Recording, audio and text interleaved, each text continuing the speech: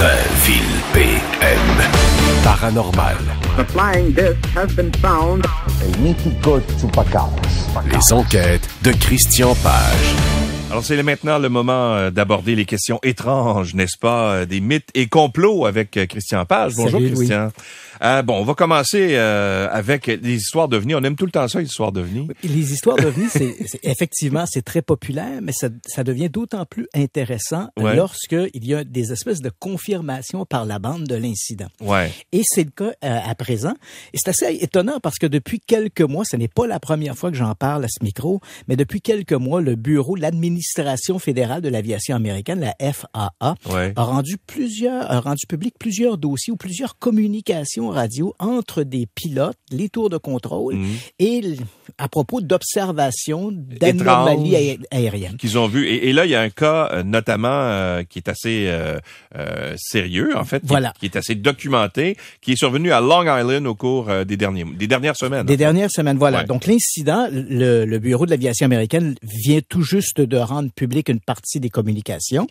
Donc, je te situe un peu dans le contexte. On est le 26 mai dernier. Ouais. Il est presque 1h de l'après-midi, donc 12h59 précisément. Et là, on a un petit appareil, un Piper Saratoga. C'est un appareil qui peut compter 6 passagers, un monomoteur. L'appareil se trouve au-dessus de Long Island, un peu au nord-ouest de l'aéroport de John F. Kennedy. Ouais. Et voilà que le pilote contacte le centre de contrôle régional de l'aéroport Kennedy pour s'informer à propos de la présence d'un objet devant son avion. Alors, on écoute les échanges entre le pilote et le contrôleur aérien. Approach 161 Mike Alpha. I haven't an object in front of me. I don't know what it is. You mean like a drone or something? Don't know if it's a drone, but it's bigger than a drone. All right, well, Mike Alpha, I don't show anything on radar. I have to assume that it was a drone. That's the only, I don't know if that's a safe assumption or not, but I guess that's what we'll go by. Actually, it looks like it had lights on it. That's really interesting. Again, still show nothing on radar, so I don't know what to say.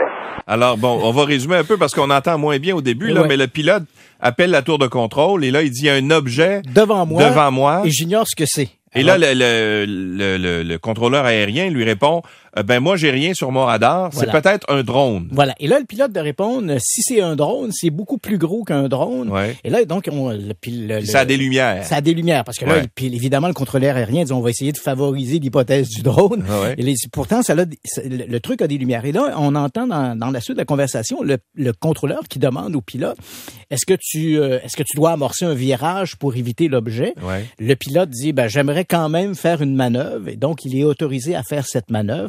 Et lorsqu'on se remet à parler de l'OVNI, l'objet a à ce moment-là disparu dans les nuages. OK. Il faut savoir que le pilote se trouve à peu près à 6000 pieds d'altitude. C'est quand même très haut pour la manipulation d'un drone.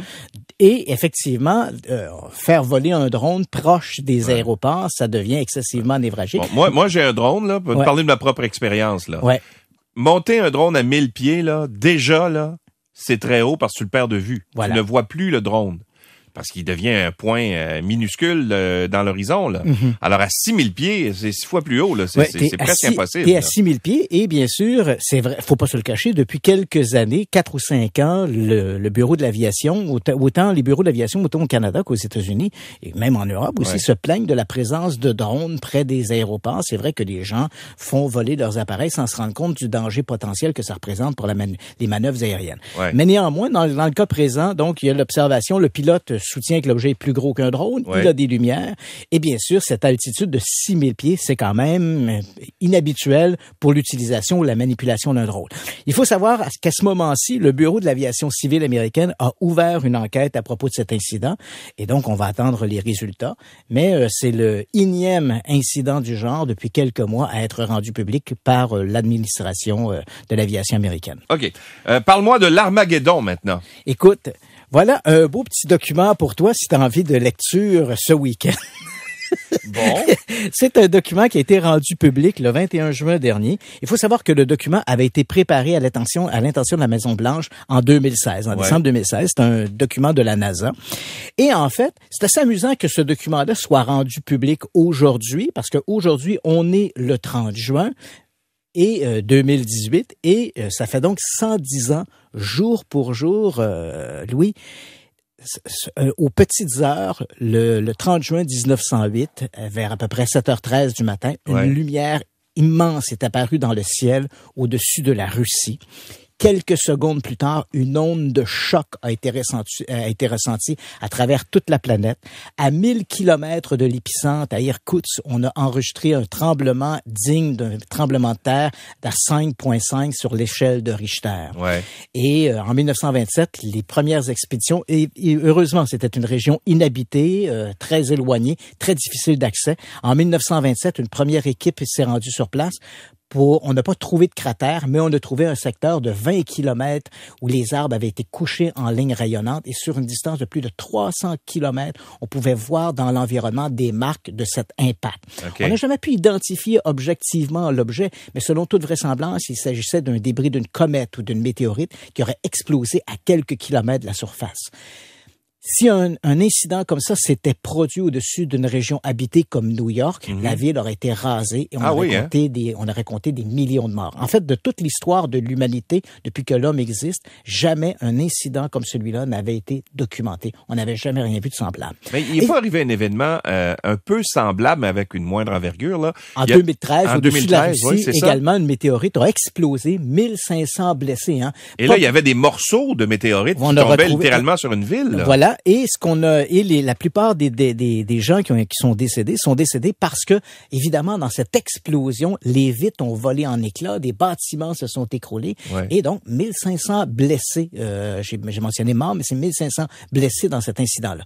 Donc, évidemment, cette préoccupation-là, elle est bien réelle. Est-ce que oui? Et chaque année, je te rappelle que chaque année, des oiseaux de malheur nous annoncent la chute d'une météorite qui va annihiler l'humanité. Exact. Dans la réalité, en fait, ces objets-là, on les appelle des géocroiseurs. Généralement, ils sont bien identifiés par la NASA. On connaît leur mouvement. En fait, ce sont des objets qui sont généralement en orbite autour du Soleil sur de très longues périodes. Et les objets qui mesurent plus de 150 mètres de diamètre ont été identifiés par la NASA. On en a plus de 18 000 qui ont été répertoriés, dont plusieurs centaines sont dangereux éventuellement pour l'humanité. Ils pourraient éventuellement croiser l'orbite de la Terre. Comme cette menace-là, elle est peu probable à court terme, mais elle est toujours, la menace est bien réelle.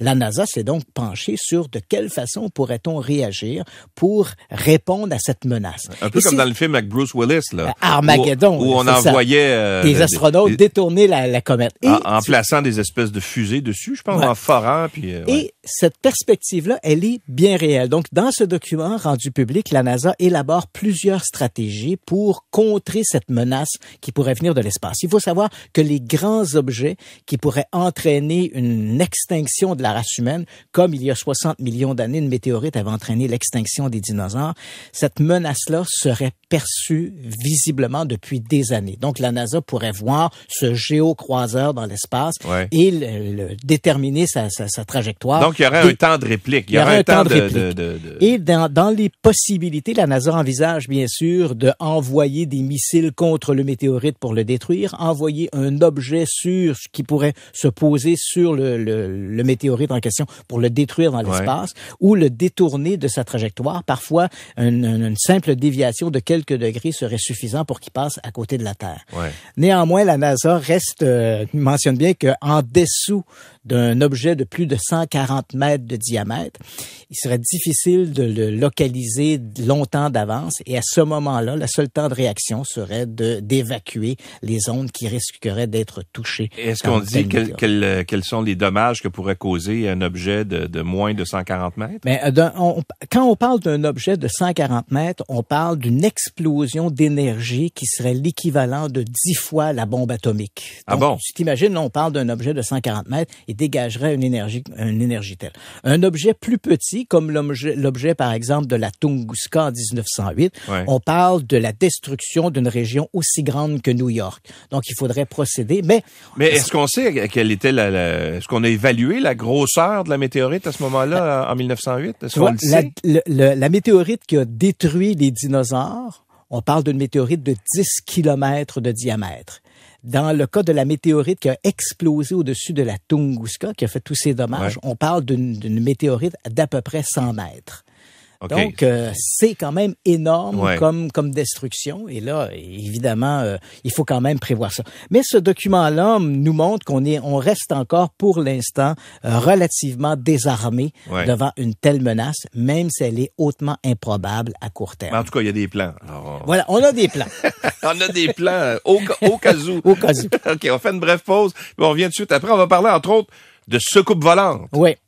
Alors, on est toujours avec Christian Page. On parle de mythes et de complots. Et là, tu veux parler de soucoupes volantes nazies qui sont retirées du marché. Je savais même pas qu'il y en avait sur le marché. Ouais, effectivement, ça c'est assez surprenant parce que c'est une histoire un peu amusante. C'est-à-dire que c'est la compagnie Revell. La compagnie Revell est bien connue des amateurs, les modélistes et des maquettistes parce que se spécialise dans les modèles réduits, voitures, bateaux, avions. Ouais. Et on fait même aussi dans un peu la science-fiction. Hein. Ils ont commercialisé des maquettes du sous-marin volant de la série Voyage au fond des mers, le Jupiter 2, le vaisseau perdu dans l'espace. Ouais. Donc, ils ont fait de ces maquettes-là. Donc, c'est une compagnie qui tient un peu le haut du pavé lorsque l'on parle de maquettes, de modèles réduits.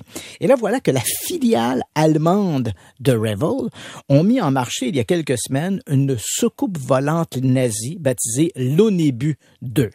Alors là, Louis, je vais te faire un bond dans la culture et le mysticisme. Ah oui, non. Il existe une croyance dans les milieux ésotériques et mystiques qui s'est développée dans les années 60, qui voudrait que les Allemands, durant la Deuxième Guerre mondiale, à travers une espèce de société secrète baptisée la Société du Vril ou le Vril, auraient eu des contacts avec des extraterrestres. Et ces échanges auraient permis aux ingénieurs de la Luftwaffe de développer des engins en forme de disque, capables de se déplacer à des vitesses comme 60 000 km à l'heure, capables d'aller dans l'espace, propulsés par l'énergie électromagnétique. Bref, des véhicules sortis d'un roman de science-fiction. Ouais. Et beaucoup de gens dans les milieux ésotériques ou mystiques croient en l'existence de ces vaisseaux-là. Il existe même sur Internet des plans des dites machines en question.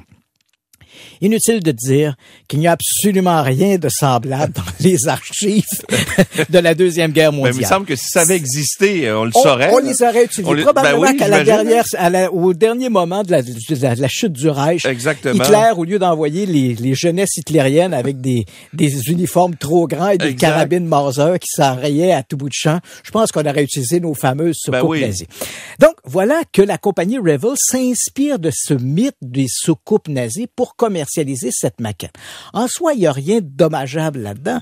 La problématique, c'est que sur le carton d'emballage et dans le petit livret, le guide du modéliste à l'intérieur, c'est la compagnie Revell a omis de mentionner que les soucoupes nazies n'ont jamais existé. Okay. Alors, évidemment, levée de bouclier des historiens et des puristes de la Deuxième Guerre mondiale, levée de bouclier également chez les milieux enseignants en Allemagne, parce qu'on se dit, c'est donner une mauvaise impression dans l'éducation et donner l'idée que ces soucoupes volantes nazies ont existé.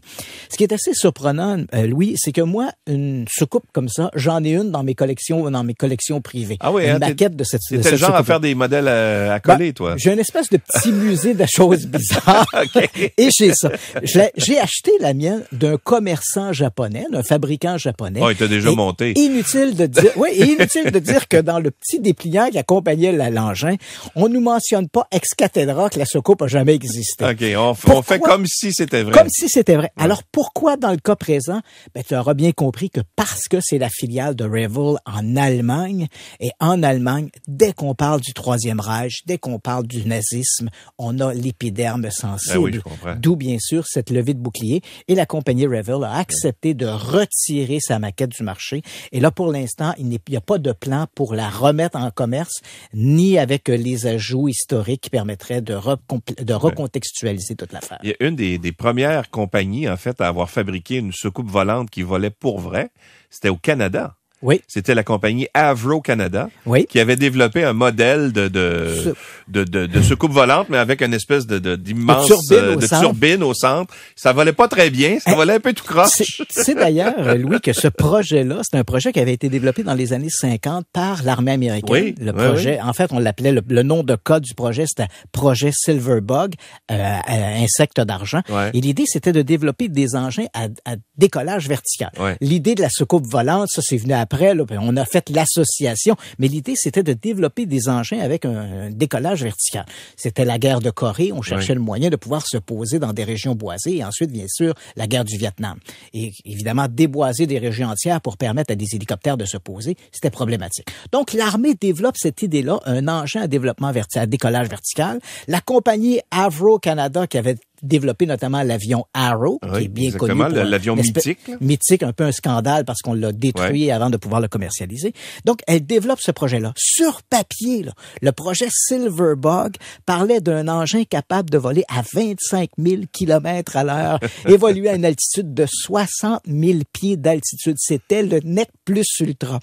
Avro avait été retenu comme la compagnie pour le fabriquer. Les travaux ont débuté en 1959, abandonnés en 1961, et tu le mentionnes, cette fameuse soucoupe qui faisait à peu près 6 mètres de diamètre, faisait un boucan épouvantable. Elle s'est élevée au mieux à 30 cm au-dessus du tarmac. Il y avait des problèmes de stabilité tout à fait épouvantables. Aujourd'hui, il n'existe que 2. On en avait construit 2, et ces 2 modèles sont exhibés aujourd'hui, un au Musée de l'air et de l'espace à Washington, D.C., et l'autre à l'entrée de la base de l'armée de l'air américaine à Fort Eustis.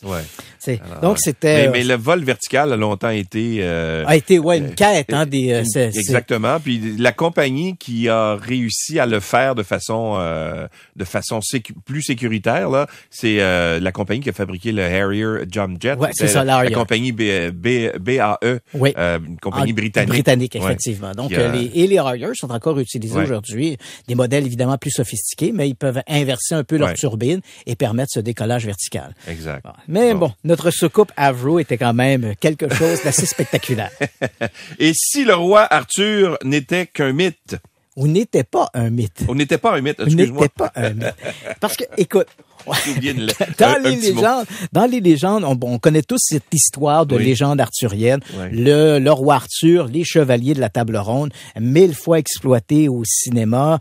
Même Indiana Jones s'est flirté avec le mythe du Saint Graal et des chevaliers de la table ronde. Il faut savoir que tous les textes qui nous parlent du roi Arthur, ce sont des textes qui datent à peu près du 10e siècle ou postérieur au 10e siècle. Geoffroy de Bonnemort, Chrétien de Troyes, et c'est souvent des textes qui sont à la fois poétiques, des contes ou encore des poèmes qui nous parlent de ce légendaire roi Arthur. Bien sûr, on n'a pas de preuves historiques de l'existence du personnage. Et à en croire les légendes arthuriennes, le roi serait né dans un château dans le sud de l'Angleterre, en Cornouailles, qui s'appelle le château de Tintagel. Or, voilà que depuis quelques années, il y a des fouilles à Tintagel, qui est un véritable lieu. Il y a actuellement un château qui est là, qui a été construit aux alentours du 9e, 10e siècle, et il y a des travaux qui sont là. Et les archéologues ont démontré que le château actuel était construit sur d'anciennes fortifications qui dataient plutôt du 6e ou 7e siècle, ce qui nous replace un peu dans le contexte des légendes du roi Arthur. Et là, voilà qu'on vient de trouver une dalle sur laquelle il y a des inscriptions en latin, en grec et des représentations stylisées de croix chrétiennes. Ce qui semble indiquer donc que les ruines sur lesquelles le château actuel de Tintagel a été construit, ces ruines-là devaient abriter un centre commercial, un centre intellectuel important. Et on n'a pas trace de ça dans l'histoire et ça nous ramène directement à la légende du roi Arthur. Bien sûr, cette découverte-là est très insuffisante pour dire « Ah, le roi Arthur a réellement existé ». Mais elle replace le château de Tintagel ou le lieu Tintagel comme étant un lieu important au 5e, 6e et 7e siècle après Jésus-Christ, comme le racontent les légendes arthuriennes. Alors, évidemment, ceux qui veulent croire en la légende du roi Arthur voient dans cette découverte de l'eau à leur moulin. Et bien sûr, les légendes du roi Arthur sont toujours d'actualité dès que l'on parle de récits fantastiques et extraordinaires. Bon, alors, là, les travaux se poursuivent, les recherches se poursuivent, Oui, j'imagine? en fait, c'est amusant parce que cette fameuse dalle en question a été découverte l'été dernier. Et ce n'est que cette année, donc, après avoir nettoyé la pièce, l'avoir décodée, avoir mis en exergue un peu ces inscriptions sur la pierre, qu'on a déterminé effectivement qu'il s'agissait d'inscriptions grecques et latines. Wow! Bon, alors, la suite, peut-être, la suite... On verra. Qui sait, trouvera-t-on Excalibur? Exactement! Planté dans une roche, je sais pas trop. Absolument, oui. Christian Page, merci beaucoup. Ça me fait plaisir. Merci beaucoup à vous, mesdames, messieurs.